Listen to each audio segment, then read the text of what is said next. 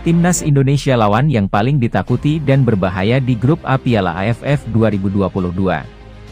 Pelatih Thailand, Alexander Polking, menyadari Timnas Indonesia merupakan satu di antara rival yang paling berbahaya untuk timnya di grup A Piala AFF 2022. Pernyataan soal Timnas Indonesia itu disampaikan Polking ketika rombongan tim Gajah Perang Tengah bersiap untuk menghadapi laga pertama grup A Piala AFF 2022. Untuk duel pertama di turnamen antar negara Asia Tenggara tersebut, Timnas Thailand bakal menjalaninya dengan bertandang ke markas Brunei Darussalam.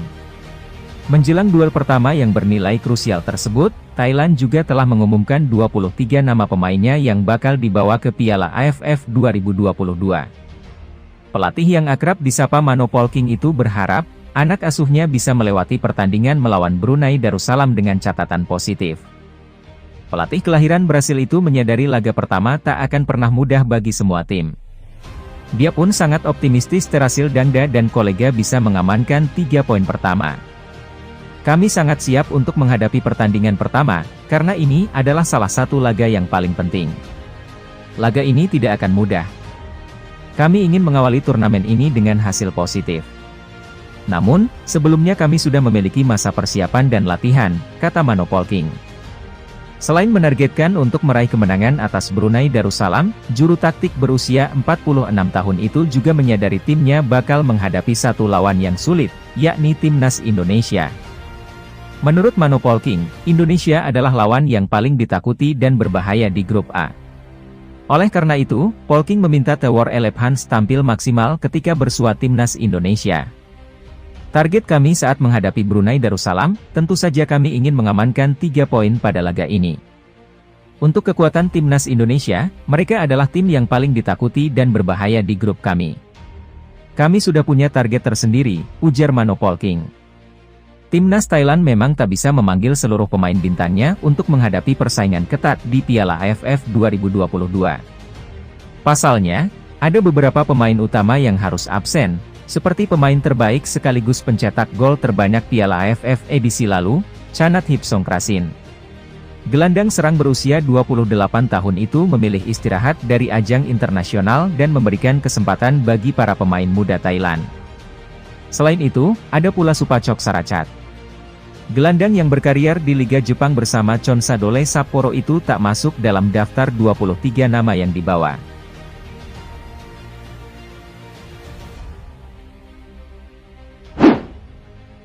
Usilnya Shin Tae-yong di sela TC Timnas Indonesia, Getok pemain pakai botol besar. Shin Tae-yong kembali melancarkan aksi usilnya di sela-sela pemusatan latihan Timnas Indonesia untuk Piala AFF 2022. Kali ini, juru taktik asal Korea Selatan itu terekam kamera mementung 3 anak asuhnya dengan replika botol minuman berukuran besar. Momen kejahilan Shin Tae-yong tersebut diunggah melalui video di akun YouTube PSSI TV. Pada Minggu, 18 Desember 2022. Pratama Arhan, Ramadan Sananta hingga Sadil Ramdhani menjadi korban gebukan replika botol minuman. Bahkan, Pratama Arhan seketika berteriak histeris setelah menerima tanda kasih sayang dari sang pelatih. Melihat ulah Shin Tae-yong, para pemain hingga staf pelatih Timnas Indonesia pun langsung tertawa. Tak pelak, aksi usil Shin Tae-yong itu kemudian ramai menjadi perbincangan hangat penggemar sepak bola tanah air. Ini bukan pertama kalinya Shin Tae-yong melakukan aksi jailnya selama menjabat sebagai pelatih Timnas Indonesia, bahkan, Shin Tae-yong juga pernah melakukan hal yang sama kepada para pemain Timnas U20.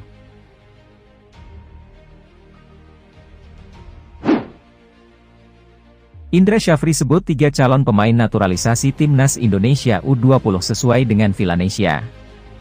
Direktur Teknik PSSI, Indra Syafri memastikan 3 calon pemain naturalisasi Timnas Indonesia sesuai dengan Villanesia. Ketiga pemain itu adalah Justin Hubner, Ivar Jenner, dan Rafael Struijk. Villanesia sendiri memiliki kepanjangan filosofi sepak bola Indonesia. Dengan kata lain, ketiga pemain itu sesuai dengan tipikal permainan yang menjadi ciri khas sepak bola Indonesia. Program yang digagas sejak 2017 silam ini merupakan langkah jangka panjang yang diinisiasi oleh Kementerian Pemuda dan Olahraga dan PSSI untuk meningkatkan kualitas sepak bola di tanah air. Contoh sekarang Shin Tae-yong minta ke saya 3 pemain naturalisasi cari yang seperti ini, makanya kami cari pemain, akhirnya kami rekomendasi 3 dan terpilihlah dari Turki dan Spanyol kemarin, yang diputuskan 3, dan hari ini kami lengkapi 3 persyaratan pemain tersebut, ujar Indra Syafri. Nama Rafael Struijk menjadi nama terakhir yang dipilih oleh Shin Tae-yong untuk menambah kekuatan Garuda Muda. Penambahan kekuatan itu dalam rangka menghadapi Piala Dunia U20 dan Piala Asia U20 yang sama-sama digelar tahun 2023. Rafael Struijk pun sudah tiba di Indonesia untuk menjalani rangkaian naturalisasi, antara lain tes kesehatan hingga psikotes. Sementara Justin Hubner dan Ivar Jenner sudah terlebih dahulu memulai proses naturalisasi tersebut.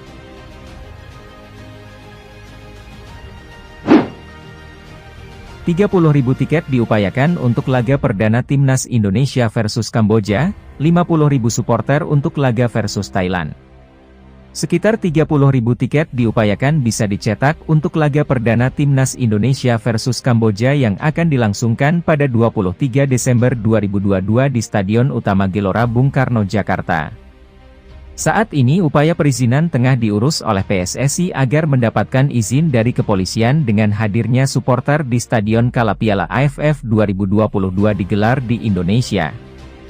Selain 30.000 supporter diupayakan bisa hadir di stadion saat menjamu Kamboja, PSSI juga tengah mengurus perizinan agar mendapatkan izin saat ada laga versus Thailand di Indonesia. Bahkan diupayakan ada 50.000 supporter diwayakan bisa hadir di stadion. Saat ini PSSI tengah mengurus perizinannya. Lobi-lobi kepada pemerintah juga tengah dilakukan agar ada supporter di dalam stadion. Saya selaku Ketua Umum PSSI telah melayangkan surat permohonan izin kepada pihak Polri untuk laga kandang Timnas Indonesia di Piala AFF 2022 agar bisa dihadiri penonton.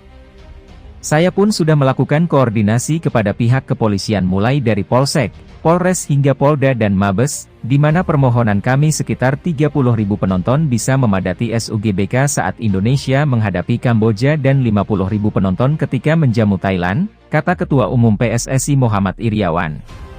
Iwan Bule juga mengaku pemain juga sangat mengharapkan penonton bisa hadir di stadion sebagai tambahan motivasi, dan tenaga mereka bisa makin berlipat. Mudah-mudahan Timnas Indonesia bisa meraih hasil positif di Piala AFF nanti, amin. Terima kasih yang sudah menonton, sampai jumpa di video selanjutnya.